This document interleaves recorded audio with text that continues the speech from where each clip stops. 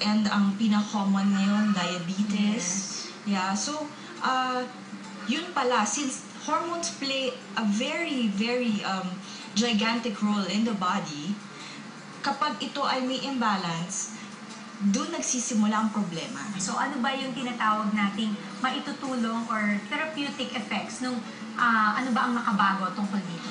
Okay, in longevity medicine, we focus on hormonal balance. So, Okay. we do not only look into one hormone, but we look into the whole list of hormones Okay. that is present in a person's body. Okay. So, therefore, we determine which has an imbalance Ayun. because since kapag ang isang hormone ay may problema, nadadamay ang mga ibang hormone. Ayun. So what you're trying to say is that kung ano yung kulang ng katawan mo, dapat ma-detect.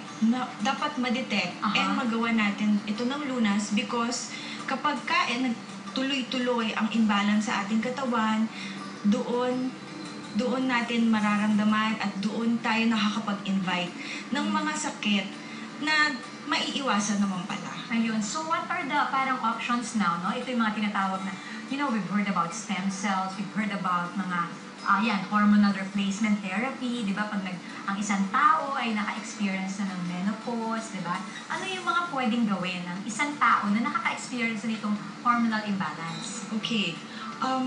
First of all, what we can do is may makabago ngayon na we call it the bioidentical hormones. Ito ay isomolecular. Ibig sabihin, kamukhang-kamukha ito ng mga hormones na pinoproduce talaga ng katawan natin habang tayo ay bata pa. Okay. So, walang magiging problema kapag kayo ay gumamit ng bioidentical hormones dahil kilala na ito ng katawan mo, alam na niya kung paano niya gagamitin at paano niya mailalabas ang sobra. Ayun. We also have to learn the lifestyle of the patient. Okay. So maraming mga changes na magaganap at tuturuan mo ang pasyente kung paano niya mai-improve ang kanyang quality of life. Correct. Because it's not only the hormones, of course, Yes. ito ay holistic. Correct. Yeah, that's what I'm going to stress din, tayo bilang